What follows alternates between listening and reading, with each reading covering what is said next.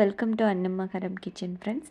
நம்ம இன்றைக்கி சிம்பிளாகவும் அதே சமயம் நல்லா டேஸ்ட்டாக இருக்கிற மாதிரி ஒரு சட்னி ரெசிபி எப்படி செய்யலான்னு பார்க்கலாங்க. இப்போ இதுக்கு ஒரு கடாய் வச்சுக்கோங்க. அதில் 2லேருந்து 3 டீஸ்பூன் அளவுக்கு எண்ணெய் சேர்த்துக்கலாம். உங்கள் காரத்துக்கு தகுந்த மாதிரி வரமிளகாயை சேர்த்து இதை நல்லா வறுத்து எடுத்துக்கோங்க. கருகிடக்கூடாது, லோ ஃப்ளேமில் வச்சு நல்லா வறுத்துக்கோங்க. இப்போ இதை நல்லா வறுபட்டதும் இது கூடவே 4 பெரிய வெங்காயம் நீளமாக கட் பண்ணி வச்சுருக்குங்க. மீடியம் சைஸ் ஒரே அளவில் இருக்கிற மாதிரி எடுத்துக்கோங்க. அதை சேர்த்துக்கலாம். இது கூடவே 4 பூண்டு சேர்த்துக்கோங்க. சின்னதாக இருந்துச்சுன்னா ஒரு 6 சேர்த்துக்கோங்க. ஒரு தக்காளி நல்லா பழுத்த பழமாக சேர்த்துக்கோங்க. இது எல்லாத்தையும் நல்லா வதக்கி எடுத்துடலாம். இப்போ வெங்காயம் பார்த்திங்கன்னா ஒன்றோட ஒன்று ஒட்டாமல் நல்லா உதிர்ந்து வர அளவுக்கு நல்லா வதக்கிக்கோங்க. தக்காளியும் நம்மளுக்கு அந்த மேல் தோல் நல்லா வெந்து வந்துடணும்.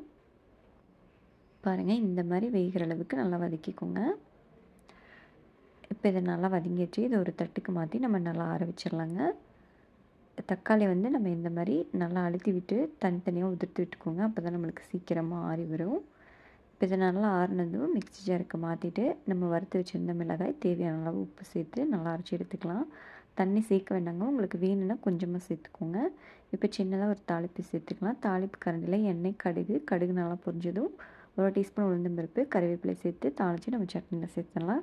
கண்டிப்பாக இதை ட்ரை பண்ணி பாருங்கள். சிம்பிளாகவும் இருக்கும், அதே சமயம் டேஸ்ட்டும் நல்லாயிருக்கும். செஞ்சு பார்த்துட்டு எப்படி இருந்துச்சுன்னு உங்கள் கமெண்ட்ஸை மறக்காமல் கமெண்ட் செக்ஷனில் சொல்லுங்கள். உங்கள் ஃப்ரெண்ட்ஸ்க்கும் ஷேர் பண்ணுங்கள். வீடியோ பார்த்த அனைவருக்கும் நன்றி.